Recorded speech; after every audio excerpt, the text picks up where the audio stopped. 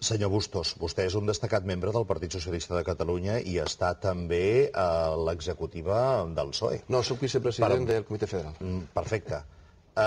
Vostè sap perfectament, ja que cita l'exemple francès, que va ser la mirada cap a una altra banda de l'esquerra la que va facilitar que Le Pen arribés a la final per la presidència contra Chirac i que després d'haver portat l'esquerra Chirac als tribunals va haver de demanar el vot a favor de Chirac perquè resulta que era dels dos el candidat que els hi podia defensar millor els seus interessos de l'esquerra. És a dir, que l'esquerra a França es va equivocar amb la immigració, vostè mateix ho acaba d'explicar. Sí, senyor. Què han après vostès, esquerra catalana o espanyola, d'aquells errors? Doncs no podem cometre aquest error. Primer, de silenciar el problema i segon, de parlar d'ell frívolament i irresponsablement. Hem de tractar-ho amb la sensibilitat perquè, a més, estem parlant de persones. No estem parlant de projectes polítics que volen anar cap a un cantó o cap a una línia, sinó de com gestionem una realitat en què tothom aparentment té raó d'inici. Per exemple, els alcaldes que parlem amb els nostres veïns cada dia, quan venen allò que diuen autòctons, catalans, alguns diuen, és que nosotros somos de España, és igual. I ens diuen, és que jo tinc a la família 1, 2, 3 persones a l'atur, tinc problemes per fer front a la hipoteca i aquests que acaben d'arribar, per culpa d'ells, jo no treballo. I després parles amb ells, amb aquests col·lectius immigrants, i escoltes que també estan en una situació semblant. Què és el que ens està passant? Que nosaltres, des del món local, que veiem aquesta realitat, som conscients de que aquest debat l'hem de conduir amb molta sensibilitat. No es pot fer la política des de la llunyania i donar lliçons a aquells que estem cada dia en el carrer. Perdoni, que no els utilitzin, això és el que demano. Molt bé. Vostè creu que el govern espanyol està utilitzant els alcaldes per resoldre un problema que el mateix govern és incapaç de resoldre, com diu l'alcalde de Vic? Jo no he dit això. Jo he dit, interpreto. El govern ha donat resposta a una situació generada en un municipi. En un municipi. No amb els municipis. Que és una situació latent a la nostra realitat, no tingui dubte, Jo entenc i escolto moltes persones que miren amb desconfiança totes les persones nouvingudes, però jo li puc assegurar que més enllà de les raons personals no podem gestionar des de la contradicció que fa un discurs com el que acabo de sentir, que compleixen la llei i el primer que va intentar saltar el que diu la normativa d'empresonament precisament va ser ell. De tota manera, aquí hi ha diversos fronts, com aquest programa ha deduït aquests darrers dies, un dels quals té a veure amb el padró per ell mateix. Frau al padró municipal és habitual. Des qui diu que viu a un lloc per tenir un accés pels seus fills a una escola pública que li seria molt difícil, a qui canvia l'empadronament perquè li pugui desgravar la hipoteca de la segona residència, convertir-la en primera. D'altra banda, també destaquem aquests dies que el que marquen els articles 15 i 16, la llei de base de règims locals, està molt clar, però que a partir d'aquí cada ajuntament demana més coses. No només els immigrants, també els autòctons.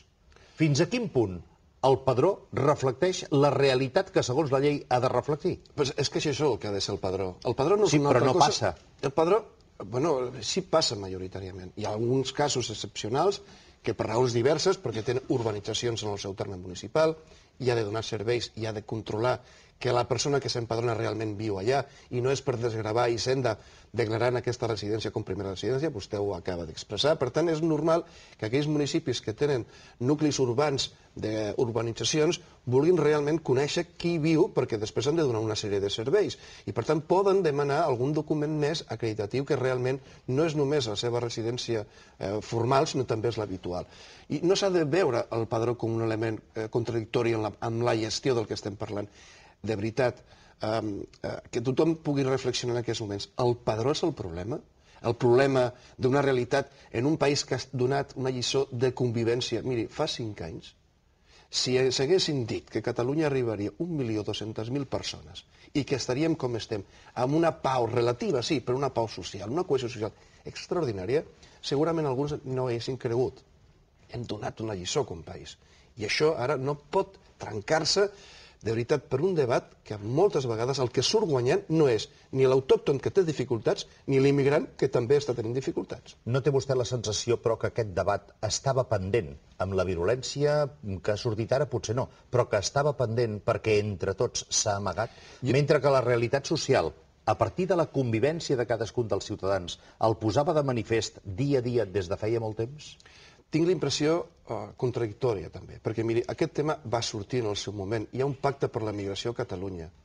Hi ha un consens polític de no utilitzar el fenomen de la migració com a instrument polític davant de l'adversari. Això es va signar, es va acordar. Què és el que ha passat? Que ha esclatat un debat en un moment en el que també la crisi econòmica fa que aquest debat sigui, diguem-ne, per la defensa d'arribar a final de mes.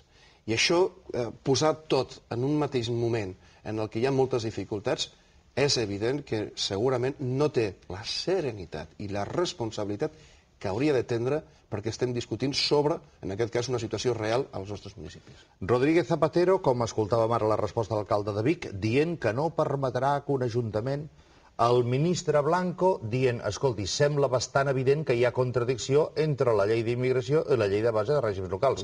Admet vostè que hi ha contradicció? Pot haver-hi contradiccions si el que volem trobar és la contradicció i no volem trobar la unificació de criteris. El ministre Corbacho ahir dient que, com a mínim, el debat és bo que hi sigui perquè potser era necessari. Dona per bo que hagi començat aquest debat? Miri, no amb la situació que s'ha generat, crec que reclamo des del món local que aquells que encapçalen el debat en uns altres àmbits de representació política, sigui Parlament, sigui Congrés, no utilitzin el món local com camp de batalla política. De veritat, aquest tema és el que